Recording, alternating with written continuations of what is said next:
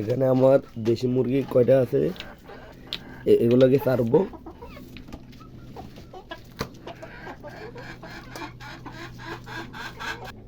এখানে আমার দেশি মুরগি আছে কয়টা দেখুন।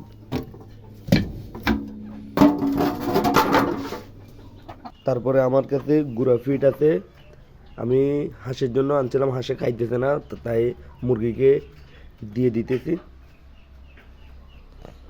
এখানে বড় মুরগিগুলো ডিম পাড়ার, এগুলো এখানে খাবার খাইতেছে, এগুলো এখানে খাবার খাইতেছে। এই পাশে আমার একটা গেট আছে, গেটটা খুলবো। তারপরে আমার হাঁসের বাচ্চা আছে, ওগুলো আনবো। তারপরে এখানে আমার বেজিং হাঁসের বাচ্চা আছে, বেজিং হাঁসের বাচ্চাগুলোকে আমি আস্তে খাঁচাতে উঠিয়ে দেব। এটা হচ্ছে আমার খাঁচা, বেজিং হাঁসের বাচ্চা এগুলো। আলহামদুলিল্লাহ সবগুলো বাচ্চা সুস্থ আছে। এগুলো হয়েছে বেজিং হাঁসের বাচ্চা। আমি সর্বপ্রথম 4টা দিয়ে শুরু করছি, দেখা যাক ফলাফল কি আসে। এখন আমি বেজিং হাঁসের জন্য খাবার রেডি করতেছি। ভাত আছে আর এখানে বসি আছে, আমি বসিগুলো মিক্সার করে দেব। ফিট আছে, ফিট কিন্তু হাঁসে খায় না। এগুলো আমি হাঁসকে দিয়ে দিতেছি খাবারগুলো।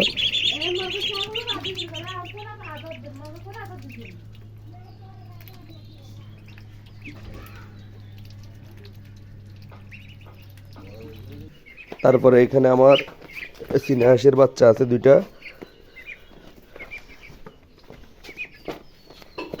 এগুলো হচ্ছে চীনা হাঁসের বাচ্চা। আলহামদুলিল্লাহ সবগুলো বাচ্চা সুস্থ আছে। উপরে আমার বেজিং হাঁসের বাচ্চা আছে, নিচে আমি আপাতত চীনা হাঁসের বাচ্চাগুলোকে রাখতেছি। দেখুন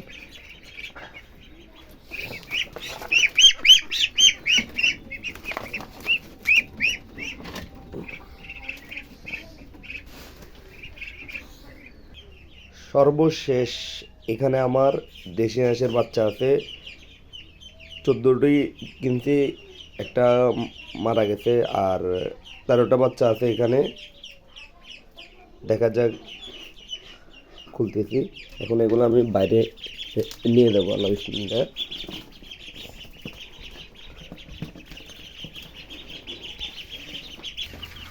আমি কাপড়টা খুলতেছি কারণ ঠান্ডা, শীতকালে অসুস্থ হয়ে যাবে বাচ্চা। ইন্নালিল্লাহ, আমার একটা বাচ্চা মারা গেছে। ইন্নালিল্লাহ ইন্নালিল্লাহ ইন্নালিল্লাহ। আচ্ছা, সে একটা মারা গেছে। দেখেন কিভাবে শুরু করব, দেখতে পারতেছেন একটা বাচ্চা মারা গেছে।